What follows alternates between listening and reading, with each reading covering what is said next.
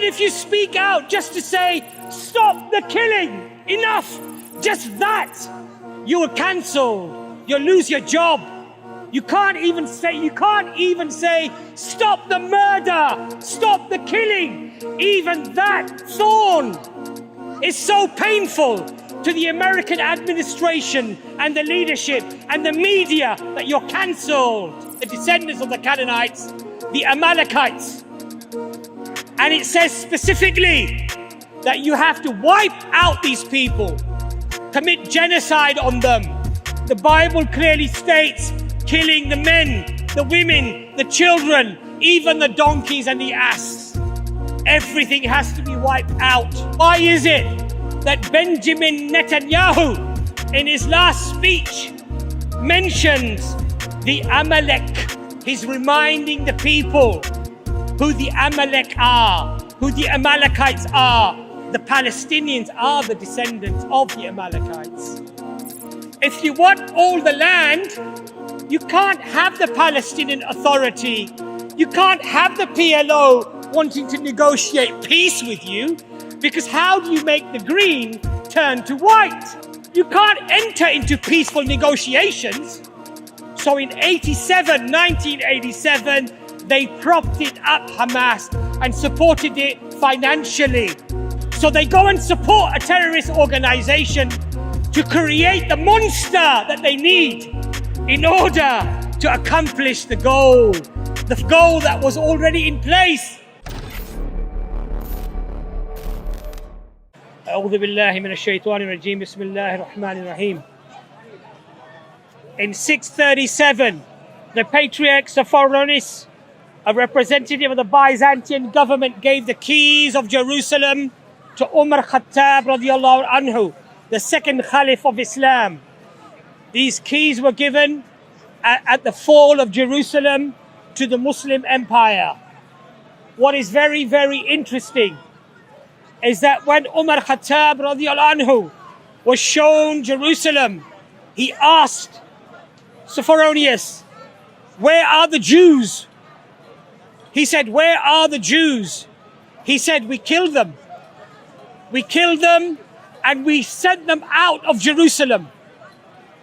Umar Khattab radiallahu anhu, if you want to study Roy Casagrande, what does Roy Casagrande say about this event? He says that Umar Khattab radiallahu anhu, the second Caliph of Islam, he said, no, you cannot do this. You cannot kill the Jews. You cannot send them outside of the land of Jerusalem. He then turned to a new convert and said, find me Jewish families. And he re-established Jews in Palestine. Yes, my friends, many of you don't know this, but it was Umar Khattab radiallahu anhu, the second Caliph of Islam, that reintroduced Jews into Palestine, because under the Islamic Empire and the Islamic law, it was prohibited to be attacking people on the matter of their religion and evicting them from their homes and committing injustice. The Muslims ruled for 462 years before the Crusaders came back in. Study the works of Karen Armstrong, the British historian, who says the difference between the way the Muslims interacted with the Jews and the way that the Crusaders interacted with the Jews is like chalk and cheese. Her words, not my words. When the Crusaders went back in, there was bloodshed again. And they boasted that the streets of Jerusalem were where the blood was high up to their knees at the slaughter that they did for the Jews and for the Muslims and for those Christians who stood with the Muslims. So when they tell you that the Muslims have a bad history with the Jewish people, this is a lie. This is maligning what actually happened. This is untrue. This is propaganda. And it goes against the historical narrative. Not our historical narrative, my friends, but Western historical narrative. It goes against that narrative. Now, many people argue that the Palestinian people are actually an invading people into the land of Israel.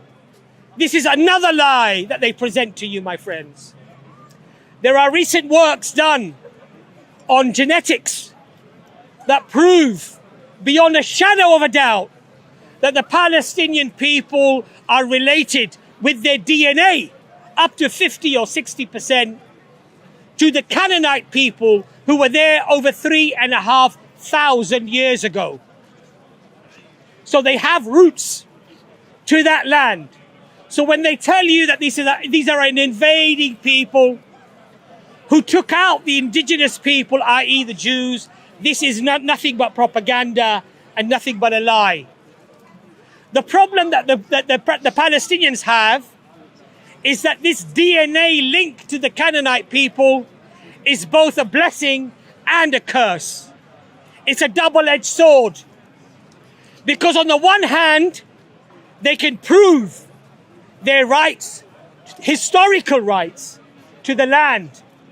But on another front, they become ammunition for the extremist Israeli sentiment and Zionism, which clearly has roots within the Old Testament. Yes, my friends. If you study 1 Samuel 15 verses 1 to 3, it talks about the Canaanite people, and in particular, it talks about the people who are the descendants of the Canaanites, the Amalekites. And it says specifically that you have to wipe out these people, commit genocide on them. The Bible clearly states killing the men, the women, the children, even the donkeys and the ass. Everything has to be wiped out. And there are Jewish sects today that believe that this is not limited to just those people in history, but is actually linked to the very descendants, which are the Palestinian people that come from the Canaanites. Now you might say, these are rather extreme claims that you're making. Where is your evidence for this? You're saying that there are some Jewish extremist groups that are referring to the Canaanite roots, or the roots that go right back 3,500 years to the Amalekites, and therefore that these Palestinians have to be killed. Look at the doctrine of religious Zionists regarding the modern day Palestinian Canaanites. They regard it as a religious duty of the government to wage war and exterminate the Palestinians. If you look at the works of Rabbi Abraham Kook, his son Yehuda Kook, Rabbi Shlomo Aviner, they all cite these teachings and justify the genocide and the ethnic cleansing of the Palestinian people. Now you might say, those are rather extreme views. They're not mainstream. They're not mainstream. These are just a few factions. Then why is it that Benjamin Netanyahu, in his last speech, mentions the Amalek? Why did he mention this word? What was this dog whistle for? He's reminding the people who the Amalek are, who the Amalekites are. The Palestinians are the descendants of the Amalekites.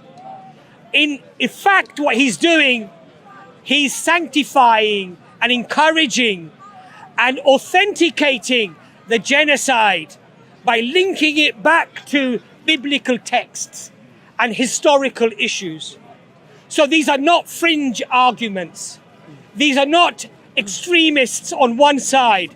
This seems to be a mainstream drive that the Israelis, many of the Israelis, and I don't want to be unfair and say all, because that would be unfair, but there is a significant number who are citing these verses. And you have on record, you can go and search it for yourselves, where rabbis are saying, kill their men and their children and even their babies and their children and their women, and show them no mercy. And they're quoting these biblical verses. So these are not fringe arguments.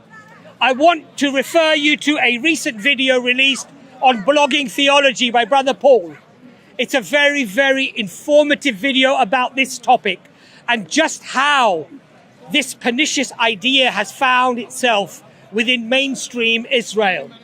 The video is titled Radical Judaism and the Attack on Gaza. Go and search this video and watch this video. My brothers and my sisters, there is only one way to describe what's happening today in Palestine. There is only one way to describe it. Does that look like self-defense to you from here to here? Does that look like a nation that's under attack and is defending its right to exist? It doesn't look like it to me. That to me looks like a complete takeover. That to me looks like cleansing a people of their land, of their dignity, of their rights. How else can you explain this picture? They say a picture speaks 1,000 words. I'd say this picture speaks 1,000,000 words. And every word is oppression. Every word is ethnic cleansing. Every word is a society, a people that have deliberately orchestrated this denial of the existence of the Palestinian people and have ethnically cleansed them. There is no other explanation to this. This is not self-defense. This is not defending your right to exist. This does not show a people who were interested in any peace process or any negotiation to share the land. This does not look like sharing anything, my friends. This is pure, unadulterated occupation. This is ethnic cleansing. And there is only one way to explain that, my friends. Now, people say it's not ethnic cleansing. It's not ethnic cleansing. This is just war. We're occupying a people because of war. Let's look at the definition that has been widely adopted and accepted and has been cited when we have taken people to The Hague for ethnic cleansing and for war crimes. The definition of ethnic cleansing is the mass expulsion or killing of members of one ethnic or religious group in an area by those of another. Tell me, my brothers and my sisters, that that's not happening here. Tell me that's not happening here. The definition of genocide is the deliberate killing of large numbers of people from a particular nation or ethnic group with the aim of destroying that nation. Now, it's very difficult to pin genocide on any government or any movement. The reason why it's very difficult to do that is because you have to prove something called intent. You have to prove that they had intended to do this before you can prove it. Now, I want you to remember these definitions because we're going to go back to these definitions.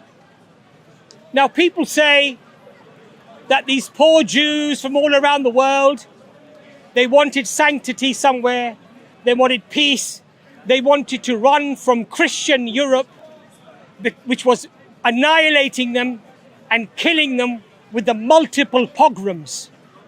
And so they wanted a home. And they had never planned to take the whole of Palestine. They had always intended to share it with their Palestinian brothers, they'll tell you. This is what they say to you. But this is another lie. This is another deception that they play. We have explicit sayings from Zionists before even the state of Israel was solidified by the United Nations in 1947.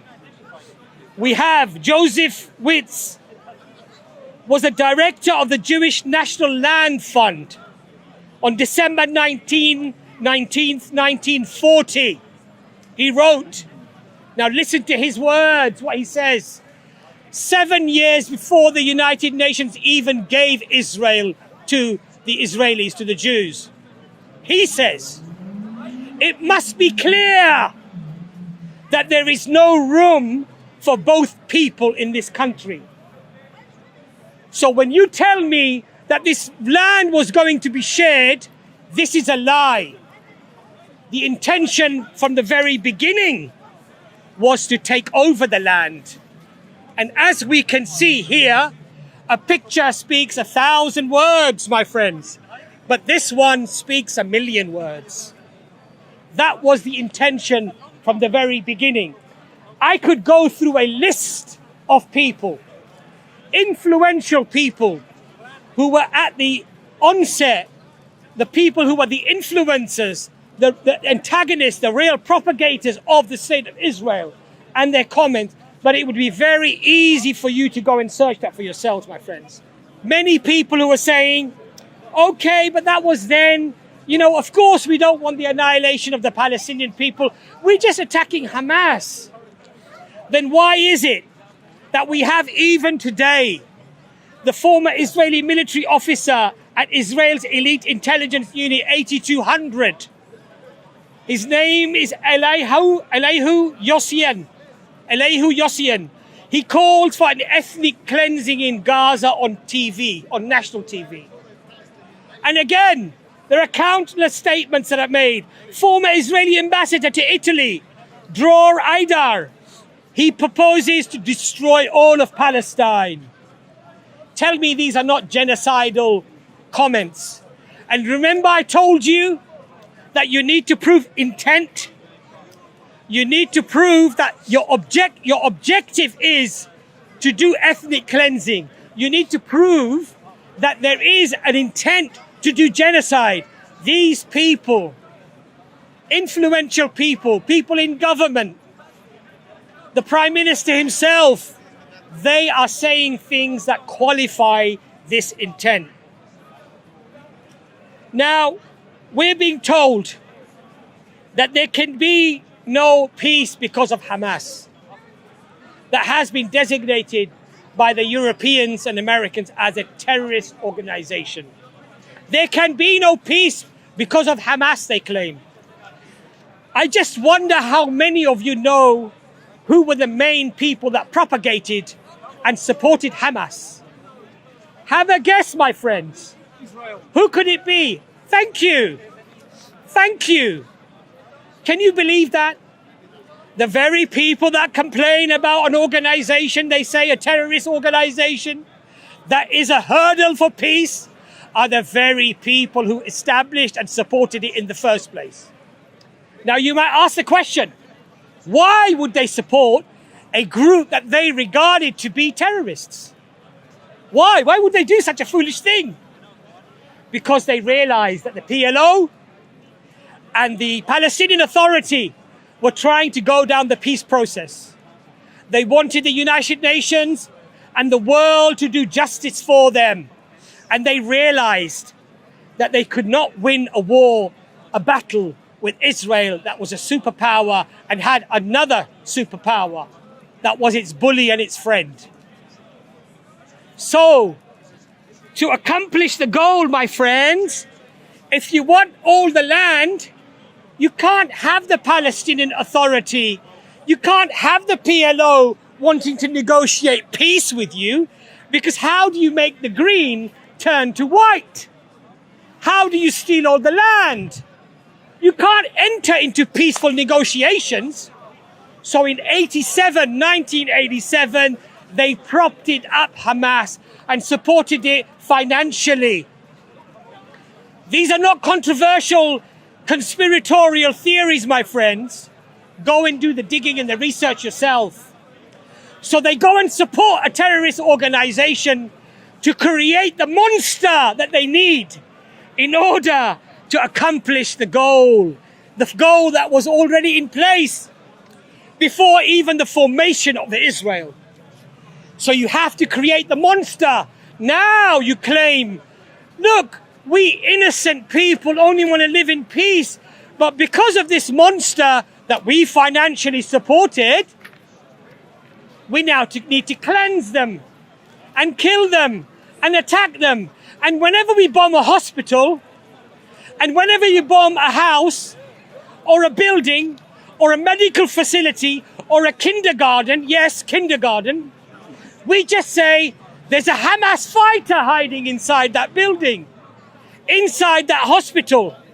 And that's why we poor Israelis have to go and kill all these innocent people. We don't want to kill the people. Of course we don't want to do that. We're launching military-grade ammunitions that were designed for a battlefield to destroy bunkers, my friends, bunkers that are reinforced with meters of concrete. And we're going to throw those munitions on a civilian population. But we don't want to hurt the population. We don't want to kill the people. We just want to kill these bad Hamas boys that are hurting us. The same Hamas that we supported financially in the 1980s to create the very monster in the first place is the ones that we are going and bombing. But we don't want to hurt the people. We respect the people. We want to look after their interests. My friends, how foolish do you have to be? How blind must you be that you can't see what they're doing there? How blind must you be? How many more excuses will you make for this bloodshed? How much more? How many more have to die before you start thinking to yourself, this narrative doesn't make sense to me, that maybe I'm being lied to? How many more must die? We have Avner Cohen, a former Israeli religious affairs official who worked in Gaza for more than 2 decades. You know what he said? Israeli, worked for the religious affairs official. What does he say? He says, Hamas, to my great regret, is Israel's creation. These are not the Palestinians that are saying this. These are not the Muslim Palestinians or the Christian Palestinians that are saying this. This is the Israelis themselves saying it. That our greatest regret is that we created Hamas. We created this monster. They wanted to stall the peace process. But in that, what they did, the roots of evil will always result in greater evil. When you plant evil, you will get evil. This is the result. This is what always happens. My message to my American friends across the pond. You fought many wars for independence, for your freedom, because you did not want to be enslaved to us, the British. Wars of independence, many died. You did not want to pay taxes to the British. You fought people for your own sovereignty. What has happened to you today, my friends? What has happened to you today? Where is your sovereignty? You hang the American flag, yet there is another flag that shrouds your flag, that tells you what you can say, what you can do, and what you can't do. Did you know that you Americans spend 4 times more on providing Israel with its bombs and its missiles than you spend on food aid for your own people? How enslaved have you become? Your people don't eat, yet you provide bombs to kill innocent people thousands of miles away.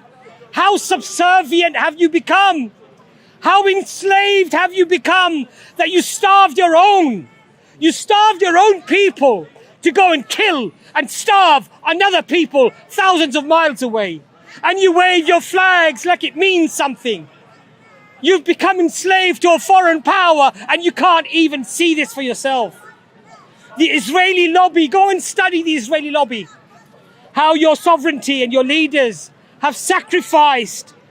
You sacrificed what your forefathers fought for your freedom, only to be enslaved to another country thousands of miles away, where you can't even speak out against what is happening.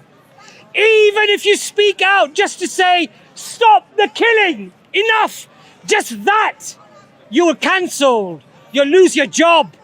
You can't even say, stop the murder, stop the killing. Even that thorn is so painful to the American administration and the leadership and the media that you're cancelled. That's how enslaved you become. What freedom do you what freedom do you have, really? Really? This is freedom? I would say the Palestinian is more freer than you. Because even though he's bombed, even though his houses are being taken over and his buildings are bombed, the kindergartens are bombed, the hospitals are bombed, they don't bow to anyone. Yet you bow to a foreign power. They are freer than you. That's what I say. Any criticism to Israel in America, you're finished. You are absolutely finished. Go and see what they've done to models or to actors or anyone that has spoken out. You're immediately labeled as a hate preacher, someone with hate, a Hamas sympathizer, a terrorist sympathizer. They will shut you down. So when you say to me that we, the Americans, are free, you're not free. You're enslaved. And I say shame on you that you are so enslaved, so convinced by this slavery that you can't even, you've not even realized this, that you can't even think about this for yourselves and realize that something is wrong here. My people are starving. I have an epidemic of drugs. I have an epidemic of homelessness. I have an epidemic of people who can't eat. Yet I will give 4 times my taxpayers' money, my taxes, to a foreign country. And you think that you're free? No, my friends, you're enslaved. A message to my countrymen. Yes, the English. We are not, unfortunately, we haven't escaped this ourselves. We haven't escaped this ourselves. We have Remembrance Day today. What do we remember? We remember the brave soldiers that fought against what? They fought against Nazis. They fought against pillage, rape, murder, killing, genocide. That's what they fought against. They fought so we would be free today. My ancestors that came from India, millions lost their lives in the Second World War as well. Perhaps lesser known fact. You only have to go a short distance from here and you will find a monument for the animals of war. We glorify the mules and the horses and the animals that played a part in the Second World War. Where's the monument for the millions of Indians that died in the Second World War? Or the Africans that died in the Second World War? Where are those monuments? Our lives, they don't seem to be worth more than the mule or the donkey. They have a monument on Park Lane glorifying, and what does it say? They had no choice. It's true. The horses and the mules, they didn't have a choice. They didn't have a choice. But the millions of Indians that fought in the Second World War, many of them did not have a choice either. So where are the monuments for them? But that's a different subject, maybe for a different day. Why have we also become enslaved in England? Why have we become enslaved to a foreign power? If we in England call for a ceasefire, if we in England call for the murder and the killing to stop, we're cancelled as well. Social media will cancel you. EF Dawah have had videos that have been cancelled, that have been shadow banned because they don't want this to reach the people. So if any of you want this video, email us at EF Dawah and we will provide you with a high quality video that you can put on your channel. We're not interested in the clicks and the views and the money. We just want the words to get out. And so they're just silencing us. Our own government, when people want to march and simply say, stop the killing, how do they label us? Hate marchers. We are hate marchers. We are the hateful ones. We want the killing to stop, but we're the ones filled with hate. The ones that are supporting the killing militarily, legally, financially, politically, with the media, they're not the hate. They're not the people with hate, no. But the people wanting to march and stop the killing are the ones who are hateful. My brothers and my sisters, recently, Craig Mochiba, he resigned from the United Nations. He was working there from 1992 to 2023. 31 years he worked for the United Nations. He's a long-term international human rights lawyer who served as the director of the New York office of the United Nations Commission for Human Rights. He accuses the United Nations of failing to address what he calls a textbook case of genocide unfolding in the Palestinian Authority, in the Palestinian territories. A textbook definition of what is deemed genocide. Who is he? 31 years he worked as a lawyer in the United Nations. But they want to ignore people like that. They want to redefine human rights are. They want to redefine what ethnic cleansing is. They want to redefine these things so Israel does not fall foul. We have our own leaders, like Rishi Sunak, our Prime Minister. Now just hear these words and look at what has unfolded. When he visits Israel and he meets Benjamin Netanyahu, what does he say to him? These words I think are quite chilling. I am proud here to stand with you in Israel's darkest hour. Just think about that. And he said in the news conference to Benjamin Netanyahu, we will stand with you in solidarity. We will stand with your people and we want you to win. Looks like they've been winning for a very long time, doesn't it? That looks like winning, doesn't it? That was Palestine and this is what's left. So I don't think they need much help from our Prime Minister to win effectively what amounts to ethnic cleansing and the complete emptying of the Palestinian territories.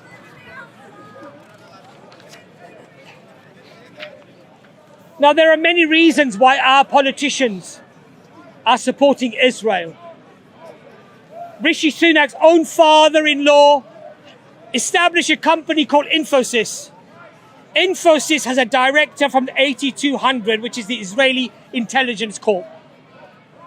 Can you imagine if the Prime Minister's father-in-law had established a company and on that company was a Russian intelligence officer? Would we accept that? A foreign country with intelligence linked so closely to our own Prime Minister, but we turn a blind eye to this.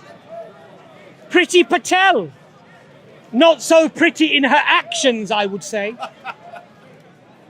Priti Patel, the International Development Secretary at the time of Theresa May.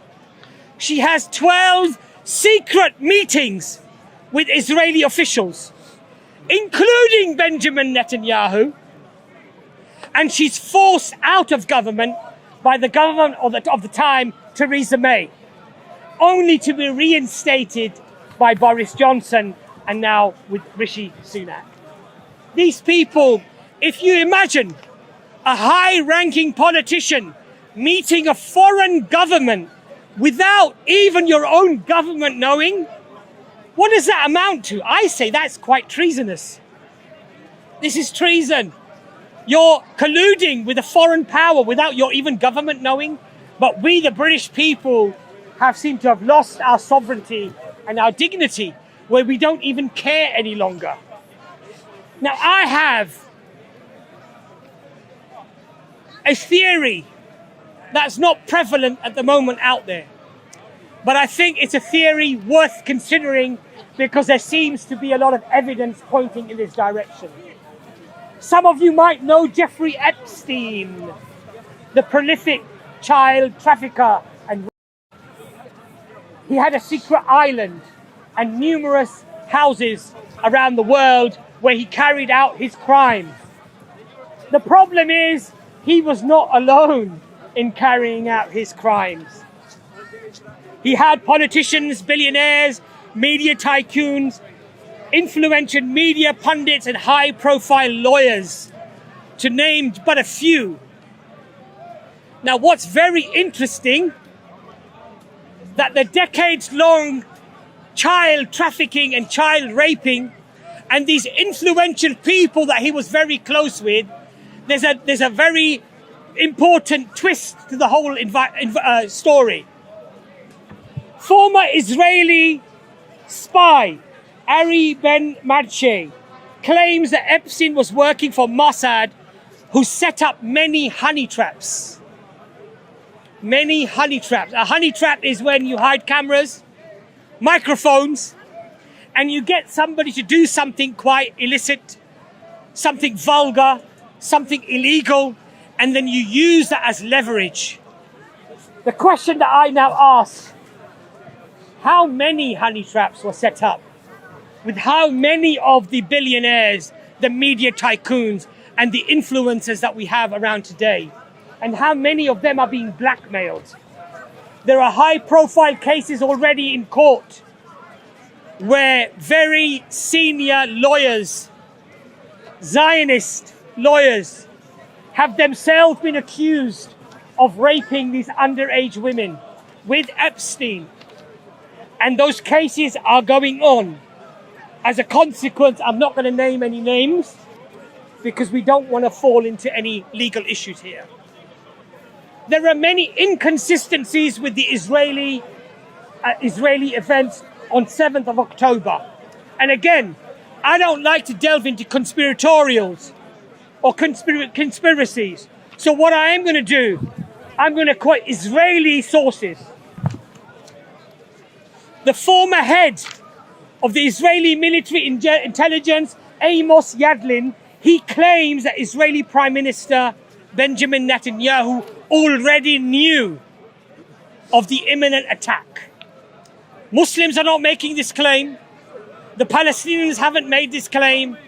This is an Israeli intelligence officer, Amos Yadlin, who's making this claim. Now the question arises, if they knew, why would they allow it to happen? My friends, you need a monster. You need an event. Just like the weapons of mass destruction, just like the justification for the war against terror that claimed the lives of 4.8 million innocent Muslims around the world. You need to have an outrage.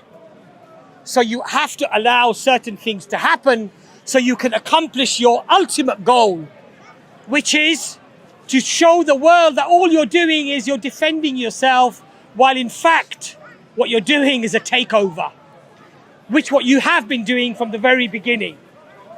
Now, the Israeli intelligence officer is not the only one that challenges the narrative. We have a survivor, a Jewish survivor, Yasmin Porat. She was in the kibbutz that was bombed, where a lot of Israelis and Hamas operatives apparently died. On Israeli radio, live radio, she said that the Israeli forces indiscriminately shot at and bombed places where Hamas and the civilian population that were being held by Hamas. And therefore, she admitted on radio that many of the lives were lost because of Israeli actions. Now, the question that you need to ask yourself, these stories are not coming from the Palestinians. These are not coming from the Palestinians. These are not coming from Muslims or from Christian Palestinians. These are coming from Israeli sources themselves. These are coming from Israeli sources for themselves. If it's bullshit, go and do some research. Educate yourself. Don't just make stupid comments. Educate yourself. Now, let me ask you a question. Israel says, we warn the people to get out before we bomb them. We bomb. We warn them before we bomb them. Okay? This is what the Israelis are saying. Now just imagine this. If a Hamas operative is in a building and you warn that building that you're about to bomb it, who is the first person that's going to leave that building? Absolutely. Who? It's going to be Hamas that's going to leave, right? So does that even make sense to you? That you're claiming, on the one hand, that you are targeting only the Hamas operative, but then you're sending a warning that you're about to bomb, and you're sending warning bombings around that building that you're about to bomb that building. And then when you do bomb it, and you kill all the innocent people, you say, but we were only trying to kill the Hamas operative. Does that even make any sense to you? How can you be so gullible and so foolish to think that an enemy that you want to kill, you're going to give them a 1 day or 2 day warning that I'm about to bomb that place? It's absurd. It's absurd. Now, another fact, my friends. They've bombed tens of thousands of buildings. Tens of thousands of buildings in Gaza. They've bombed more buildings than they claim Hamas operatives. So again, another inconsistency. It simply does not make sense, my friend. It simply does not make sense. Now, these foolish people ask us, before we start a conversation, they say, do you condemn Hamas? First question. The first question they ask us, do you condemn terrorism? Do you condemn what happened on the 7th of October? This is the first question they ask us. Now, the question that I would like to ask, how dare you question my humanity? Because in reality, what you're asking me is, do I support the killing of innocent children? Yes, you do. Do I support that? That's the question that you're asking me. Do you ever meet a stranger? Do you ever meet somebody that you don't know? And the first question that you ask them, oh, by the way, do you support the killing of innocent babies and children? Do you ask that question? Or do you think good of people? Do you assume goodness about people? Do you assume, of course, somebody's not going to support the killing of innocent babies or innocent children? Because that would make you a maniac. That would make you a psychopath. So why do they feel they can ask us this question? Why do we have to qualify our humanity when we don't support Hamas militarily, financially, with our words, or with any statements, but yet we have to qualify our humanity? By the way, why do we have to do that when you are supporting Israel that commits ethnic cleansing, has committed ethnic cleansing for the last 75 years, has deliberately targeted civilians, according to Human Rights Watch and Amnesty International and B'Tselem, and the list goes on. You support the killing of innocent Palestinian people, and then you have the audacity to question me about my humanity when your humanity is bankrupt, when you're already lost, when you're a walking corpse, because you support the killing of innocent people. I say, how dare you? How dare you? You have no right to be asking the Muslims or the Palestinians to condemn anything. It is you and your support for a terrorist state that does terrorism on the Palestinian people that fits the definitions, the very definitions that were used against other nations for ethnic cleansing and genocide. It is you that needs to defend your position. We are not. Our position and our humanity is not in question. Alhamdulillah, in Islam, the Prophet Muhammad sallallahu alaihi wasallam made it very clear. You cannot target a child deliberately, even on a battlefield, let alone when you just bomb them from the sky. This is our religion. These are our principles. You cannot kill a non-combatant deliberately targeting them. This is our religion. These are our principles. They're not in question. It is your lack of humanity and your mass killing of the Palestinian people, or you're supporting it, is what's under question. And it is you who needs to condemn that, not us. My friends, we are at a crossroads with this particular issue. We can either support the mass murder, the brutality, the ethnic cleansing of the Palestinian people. According to many jurists, this is not just ethnic cleansing, this is genocide. And it fits genocide because the very intent to do it has been established with their own testimonies and their own words and their own actions. So we are at a crossroads. You can either support the killing and the murder and the genocide of a people who are predominantly civilians, or you can stand on the right side of history and you can say that this is wrong. This murder, this killing, this genocide is wrong. The choice is not complicated. The choice is not complicated, but you need to have a heart and you need to have eyes to see. But if you are blind and if you simply want to feed your predispositions that the Arab is a savage, the brown man is a savage, and therefore what Israel is doing is right, then you can look throughout history. Those were the same justifications that were given to wipe out the indigenous American, millions of whom were killed. And those were the same words that were used for the indigenous populations of Australia when they committed the genocide on those people. It's the same old filthy sewage that is being recycled again about the Palestinian people. So you can either swim in the sewage, or you can stand against it. The choice is yours. But I've said this before and I'll say it again. Your children and your grandchildren, if you pick the wrong side, if you pick the side of the oppressor, the one committing the genocide and the mass murder, your children and your generations in the future will not look at you with kindness.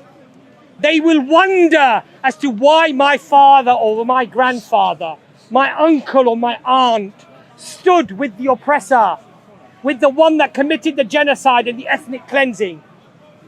I hope that you stand on the right side of history and stand up for the people and join those who stood up for the indigenous American, for the indigenous Australian, for the African. They stood up against the public opinion that was justifying that genocide and the ethnic cleansing. They were the minority. I don't believe that today we are the minority, even though the media and the politicians are owned in the West by the Israeli lobbies. The people are not having it. And the majority of people are against this mass murder and this killing. So I hope that you open your eyes and you open your hearts and you see what is happening. My friends, this is ethnic cleansing. This is genocide. And no matter what words, no matter what trickery, no matter what linguistic gymnastics or rewriting of history you use, the map does not lie. This picture does not lie. They have taken over the entire land. There are only a few specks left, and they've already made it clear that they need to take what's left. This is textbook genocide, textbook ethnic cleansing. Stand up for the people who are the victims. Don't stand up for the perpetrators of hate, the perpetrators of genocide. Assalamu alaikum wa rahmatullahi wa barakatuh.